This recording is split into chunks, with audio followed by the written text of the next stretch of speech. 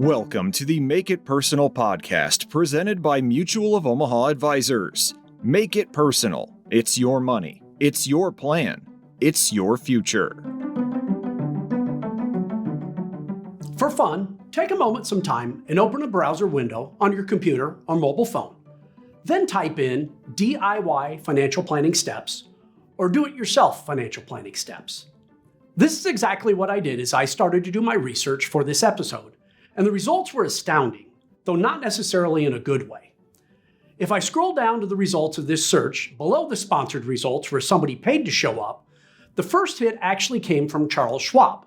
It's an article from January of 2025 titled 9 Steps to a DIY Financial Plan that opens with the subheader, "A financial plan doesn't require that you have a lot of money, and it doesn't have to cost you a penny.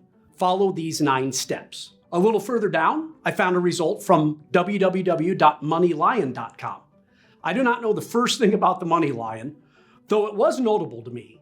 The article is titled, "How to Create a Financial Plan in 12 Steps."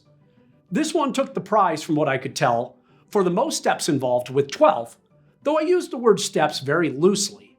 The article does list 12 steps, though the details for each of these steps is little more than a sentence or two. Further down in my results, I found an entry from Reddit.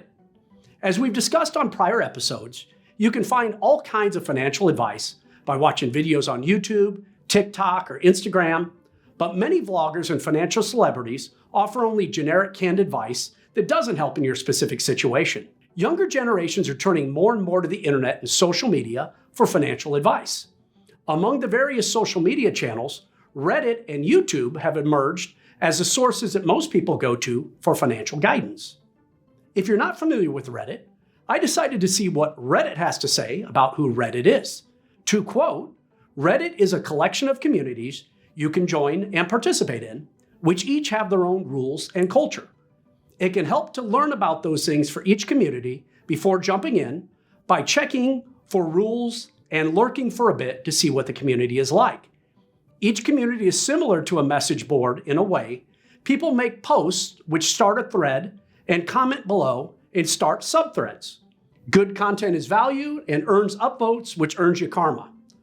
So sort of like some of the Facebook groups that I belong to for my favorite vacation locations or destinations, where I can seek input and thoughts from other members. The difference between my vacation groups on Facebook and the entry that I found on Reddit is that a user is sort of crowdsourcing answers about financial planning, at least in this instance. One of my favorite responses from Reddit comes from a thread where a user posted the question, "How do I make a comprehensive financial plan?" The response reads, "To create a comprehensive financial plan, start by assessing your current financial situation, including income, expenses, debts, and assets. Set short-term and long-term goals. Develop a budget. Establish an emergency fund, and invest for retirement. Consider insurance, tax planning, and estate planning. Regularly review and adjust the plan to accommodate life changes." Is that all? Wow, really seems simple, not? If you're here because you started down the DIY path and determined that DIY financial planning is a bit different than other content you may find online, you're in the right place. Before I go much further, please allow me to introduce myself. My name is Mark Zagurski, and I'm the Director of Strategy and Communication for Mutual of Omaha Advisors, a division of Mutual of Omaha. You see, as a mutual company, we're owned by our policyholders, which means we've been able to focus on listening to our customers, not Wall Street. It's a singular commitment that has drawn people to Mutual of Omaha for generations. I've been in the insurance and investment business in some form or fashion for over 30 years. Despite having over 3 decades of direct experience with insurance, investments, and planning, I personally think it's worthwhile to engage a professional to help you with your financial planning. Why did we start this podcast?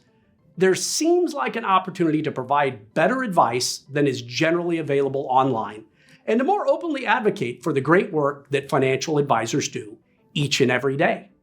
Each year, our advisors work with thousands of clients, helping them to imagine, plan, and secure their financial futures.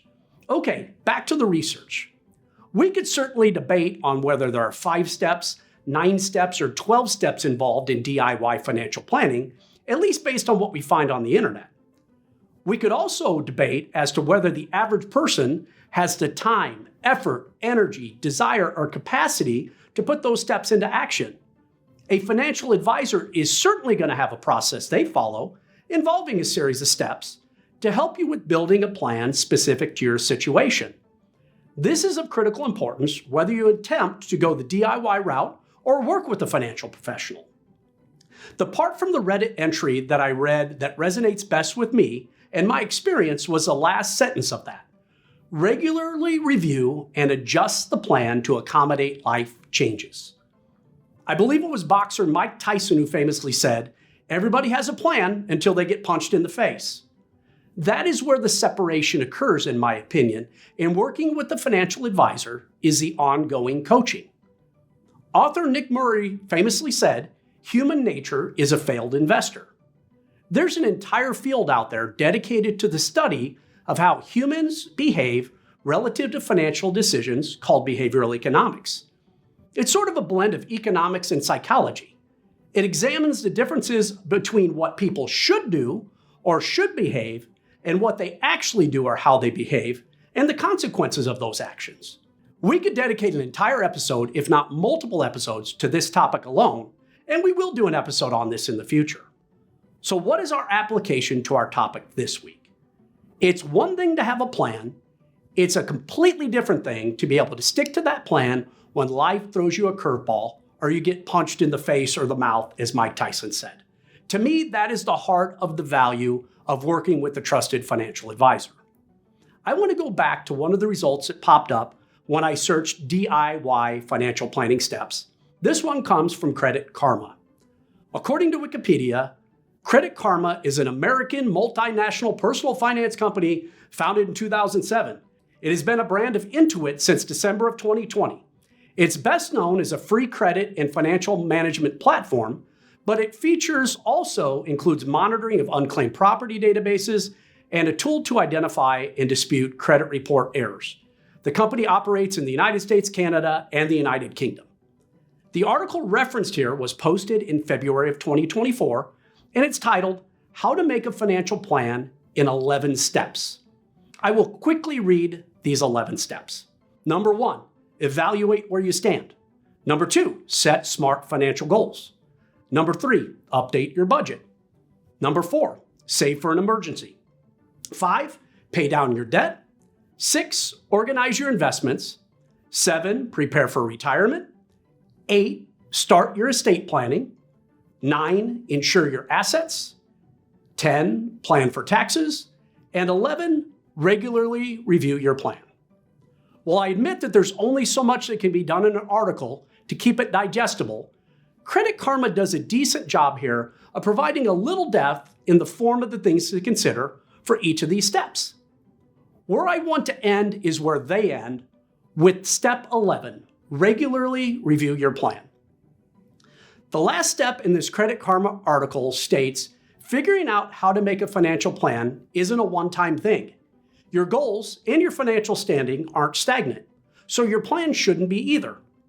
It's essential to reevaluate your plan periodically and adjust your goals to consider setting yourself up for success. It closes out by saying, consider asking the trusted people in your life for feedback after you make a financial plan. Your best friend might point out some things you've forgotten about, like your dream of living in a downtown loft. You can seek out a financial advisor who can review and help solidify your plan. I most certainly agree with them on you can seek out a financial advisor. I simply tweak it to more flat out encourage you directly to seek out a financial advisor. The truth about planning and other financial goals you may have is that they can be solvable with the help of a financial advisor.